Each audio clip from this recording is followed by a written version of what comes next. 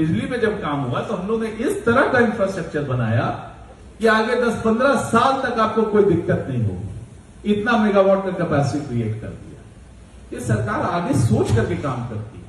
और आगे जो है कि हर खेत तक बिजली पहुंचाने की बात हुई। जब बोल रहे थे कि भाई सिंचाई की व्यवस्था कर दी है, तो सिंचाई की व्यवस्था में हम खेत तक पहुंचाना चाहते हैं। जहां भी ग्राउंड वाटर अवेलेबल है वहां तक हम बिजली उस खेत तक पहुंचा देंगे, ताकि नीचे से वो फसल का एक एक्स्ट्रा फसल उसको मिल सके किसान। लेकिन साथ साथ इस डेवलपमेंट का जो है एक दुष्परिणाम भी कि देखिए, जितना भी डेवलपमेंट होता है उसका क्या उद्देश्य होता है? सुविधा देना, मनुष्य को सुविधा देना।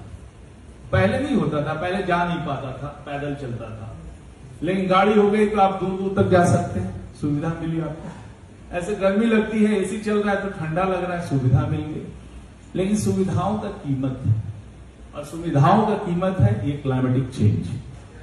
जितना भी हम काम कर रहे हैं, ऊर्जा की खपत कर रहे हैं, उसमें जो है एनवायरमेंट डैमेज हो रहा है। पहले अरुण बाबू बोले थे, अरुण बाबू शायद चले गए हैं, उस समय बोल रहे थे कि भाई कि ये कैसे हो रहा है, पानी ग्राउंड वाटर नीचे जा रहा है।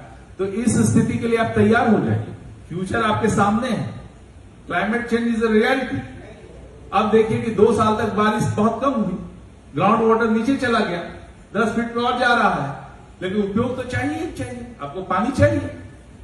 तो ऐसा तो नहीं है ना कि पानी पैदा हो जाएगा। तो हमको तो देखना है कि कृषि के रूप में भी हम कैसे बेस्ट यूटिलाइजेशन करें वाटर का। कौन सा क्रॉप लगाएं कि जो ऑप्टिमम यूटिलाइजेशन। ऐसा नहीं कि फ्लडिंग इरिगेशन वाला ही सारा क्रॉप लगाएं। हम मिलेट्स की तरफ जा सकते हैं, कोदो, सामा, चीना जो पहले का क्रॉप था उसकी तरफ भी जा सकते हैं। और डॉक्टर लोग भी आजकल रिकमेंड कर रहे हैं कि भाई चावल गेहूं तो छोड़ ही दीजिए, आप दूसरा ग्रेन खाइए, मिलेट खाइए, ये खाइए। तो हमको उस तरफ भी सोचना पड़ेगा, दाल का प्रोडक्शन बढ़ाना पड़ेगा। तो हर तरह से इंटीग्रेटेड कैसे अप्रोच है, ये क्लाइमेटिक चेंज का कितना बड़ा असर होगा। और आपको बता दें कि गैंगेटिक वैली में जो गंगा का प्लेन है उसमें वर्ल्ड का सबसे ज्यादा असर यही होने वाला है। और हिमालय पे जो बर्फ है उसकी मात्रा घट रही है, कम बर्फ पड़ रही है। तो सदाबहार जो नदियां आ रही थी वो अब नहीं आएंगी। पानी कहां से लाइए? हम आपको अपने गांव का एग्जाम्पल देते हैं। मेरे गांव में 4 अहरा था, चारों अहरा में पानी भर जाता था और 2 सिंचाई धान की और एक गेहूं का वो अहरा के माध्यम से हो जाता। और आज के दिन में हम देखते हैं गांव में क्या हो रहा है कि अहरा में बीच में जहां पानी रहता था वहां पे धान लगा रहे हैं लोग। पानी का स्टोरेज नहीं है, जिस समय बारिश होती है काट देता है ताकि वो निकल जाए और बीच का खेत मिल जाए उनको, उसमें धान लगेगा। पहले वो स्थिति नहीं थी। आहरा पैन जो मगध का पूरा व्यवस्था है, पूरे मगध का सिस्टम था, वो आहर एंड पैन सिस्टम था। ये हजारों वर्ष की हमारी सिंचाई की व्यवस्था थी, लेकिन हम उसको भूल गए। और हम कह रहे हैं कि आज जो है हमारे गांव में पानी की दिक्कत आ रही है, पीने को पानी नहीं मिल रहा है। दूर से जाकर के हम पानी का टंकी वहां पर बनवाए हैं, तब वहां से पानी गांव में आ रहा है। पहले गांव के भीतर ही कुआं हुआ करता था, उसी से पानी लोग पीते थे, मिट्टी कुआं कहते थे। तो स्थिति तो यहां बदल रही है भाई। आप अपना जिम्मेदारी नहीं निभाइएगा, सरकार को ब्लेम कीजिएगा, लेकिन सरकार जो आहार पैन अपना रेनोवेट कराई तो उसमें पानी तो स्टोर कीजिए।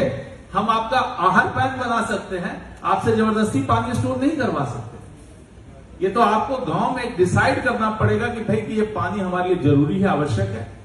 यदि आप नहीं कीजिएगा तो आपको प्यासे मरना पड़ेगा। अभी तो क्रॉप की बात आप कर रहे हैं, पानी पीने को नहीं मिलेगा, ये स्थिति आ सकती है। हम कहेंगे गंगा से पानी ले आएंगे, अगर हिमालय पे बर्फ नहीं रहेगा तो गंगा से कहां से पानी लाइएगा? स्थितियां तो वहां तक बदल रही है। क्लाइमेट चेंज का असर समझना होगा। हम एसी भोग रहे हैं, एसी में कितना यूनिट निकल रहा है वो आप समझ रहे हैं, कितना बिजली खपत हो रही है और कितना कार्बन का वहां पर उत्सर्जन हो रहा है, कार्बन इमिशन का। और जिस पैमाने पे कार्बन का इमिशन हो रहा है, ग्लोबल वार्मिंग कितना दूर से बढ़ रहा है। तो हमको तो उस दिशा में भी सोचना पड़ेगा आगे हमारा भविष्य, मानव का भविष्य क्या होगा। अभी तो हमको अपनी छोटी छोटी सुविधाएं असुविधाएं दिक्कत लग रही है, लेकिन फ्यूचर जनरेशन का, हमारा अगला जनरेशन का क्या होगा, कैसे हम व्यवस्था उनको दे के जाएंगे, हमारी क्या जिम्मेदारियां हैं। क्या हमारी जिम्मेदारियां नहीं है कि जो भी अर्थ का रिसोर्स है हम खुद ही खा लें और फ्यूचर जनरेशन के लिए कुछ रखे ही नहीं? ये तो विचार की बात है।